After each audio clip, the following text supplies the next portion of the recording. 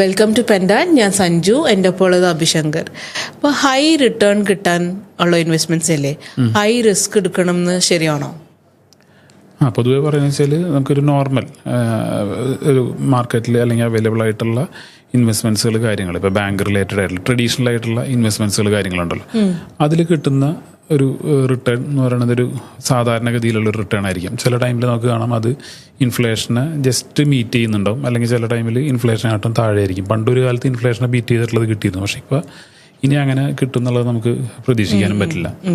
അപ്പോൾ അതിനേക്കാൾ മുകളിലേക്കുള്ള റിട്ടേൺ കിട്ടുന്നതായിട്ടുള്ള ഇൻവെസ്റ്റ്മെൻറ്റ്സുകൾ കാര്യങ്ങളൊക്കെ ഉണ്ട്. ഇപ്പം മാർക്കറ്റ് റിലേറ്റഡ് ആയിട്ടുള്ളതൊക്കെ അതിനൊക്കെ ഹൈ റിട്ടേൺ ആണ് കിട്ടുന്നത്.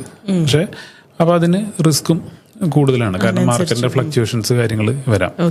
അപ്പോൾ പൊതുവെ എല്ലാവരും പറയും ഹൈ റിട്ടേൺ കിട്ടണമെങ്കിൽ നമ്മൾ ഹൈ റിസ്ക് എടുക്കണം എന്നുള്ളത്. ഈ ഹൈ റിസ്ക് എടുക്കണം എന്ന് പറയുമ്പോൾ തന്നെ അതിൽ ആ റിസ്ക് നമുക്ക് കുറേയൊക്കെ മാറ്റിയെടുക്കാം. നിങ്ങളുടെ ഫിനാൻഷ്യൽ ഗോള്, നിങ്ങളുടെ ഇൻവെസ്റ്റ്മെൻറ്റ്സ് നടത്താൻ പോകുന്നത് ഏത് തരം അസറ്റിലേക്കാണ്, ആ അസറ്റ് ക്ലാസിഫൈ ചെയ്തിട്ട് ഡിഫറെൻറ്റ് അസറ്റ് ക്ലാസിഫിക്കേഷൻസിലേക്ക് അലോക്കേഷൻ കൊടുക്കുക, ഡൈവേഴ്സിഫൈ ചെയ്യുക. പിന്നെ ഈ പറഞ്ഞ ഫിനാൻഷ്യൽ ഗോളിനനുസരിച്ചിട്ട് മോണിറ്റർ ചെയ്തിട്ട് ഒന്ന് വേണ്ട ടൈമിൽ അതിന് സ്വിച്ചസുകൾ കാര്യങ്ങളൊക്കെ നടത്തി കൊണ്ടുപോവുകയാണെങ്കിൽ നമുക്കധികം റിസ്ക് ഉള്ള പ്രൊഡക്ട്സ് ആണെങ്കിൽ കൂടി കുറേ കൂടി നല്ല രീതിയിൽ നമുക്കത് മാനേജ് ചെയ്ത് എടുക്കാൻ പറ്റും. ഇതിൽ വേറൊരു കാര്യം എന്താണെന്ന് വെച്ചിട്ടുണ്ടെങ്കിൽ പലപ്പോഴും ആൾക്കാർ ചെയ്യുന്നത് വെച്ചാൽ കുറേ അധികം നമ്മളുടെ ഇവിടെയൊക്കെ തന്നെ കുറേ സ്കാമുകൾ കാര്യങ്ങളൊക്കെ വരുന്നുണ്ട്. നിങ്ങൾ ഇത്ര രൂപ ഇടും എല്ലാ മാസം, അല്ലെങ്കിൽ ഇത്ര ക്വാർട്ടർലി കൂടുമ്പോൾ നിങ്ങൾക്ക് ഇത്ര രൂപ കിട്ടും, നിങ്ങൾ ഇത്ര ആൾക്കാരെ റെഫർ ചെയ്ത് കൊണ്ടുവന്നാൽ അതിന് വേറെ പേ ഔട്ട് നിങ്ങൾക്ക് കിട്ടുന്നു, പിന്നെ ഫോറിൻ കറൻസിയിൽ അവർ ട്രേഡ് ചെയ്ത് നിങ്ങൾക്ക് പൈസ തരും. ആ രീതിയിലുള്ള കുറേ ട്രേഡിങ്ങുകൾ കാര്യങ്ങളൊക്കെ ഇപ്പോൾ കഴിഞ്ഞ ദിവസം കൂടി ഇവിടെ എറണാകുളത്ത് തന്നെ ഒരു ടെക്കിയുടെ ഒരു നല്ലൊരു തുക ഈ രീതിയിൽ പോയിട്ടുണ്ട്.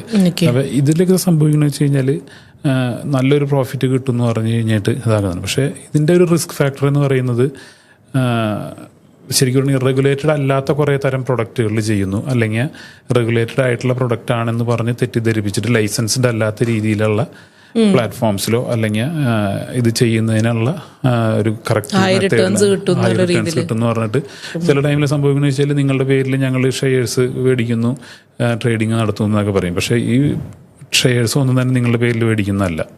അപ്പോൾ ആ രീതിയിൽ പൈസ മേടിച്ചിട്ട് നിങ്ങൾ പൈസ ആയിട്ട് കൊടുക്കുന്നു, അവർ അവരുടേതായ രീതിയിൽ ബിസിനസ്സുകളോ കാര്യങ്ങളോ നടത്തുന്നു, അല്ലെങ്കിൽ ട്രേഡിങ് നടത്തുന്നു എന്ന് പറയുന്നത് അതൊക്കെ ഹൈ റിസ്ക് ആണ്. അതിൽ ഹൈ റിട്ടേൺ കിട്ടുമെന്ന് ചോദിച്ചാൽ നമുക്ക് ഉറപ്പില്ല. പക്ഷേ റെഗുലേറ്റഡ് ആയിട്ടുള്ള പ്രൊഡക്ട്സിൽ ഓപ്ഷൻസ് ഉണ്ട്. ഹൈ റിസ്ക് ഉള്ള പ്രൊഡക്റ്റുകൾ ഹൈ റിട്ടേൺ എന്നുള്ള രീതിയിൽ തന്നെ ഇപ്പോഴും ആൾക്കാർ ചെയ്യുന്നുണ്ട്. പക്ഷേ ആ റിസ്ക് ഒന്ന് നല്ല രീതിയിൽ ഇതാക്കുകയാണെങ്കിൽ നമുക്കൊന്ന് മാനേജ് ചെയ്ത് എടുക്കാനും സാധിക്കും. ഓക്കെ, ശരി, താങ്ക് യു.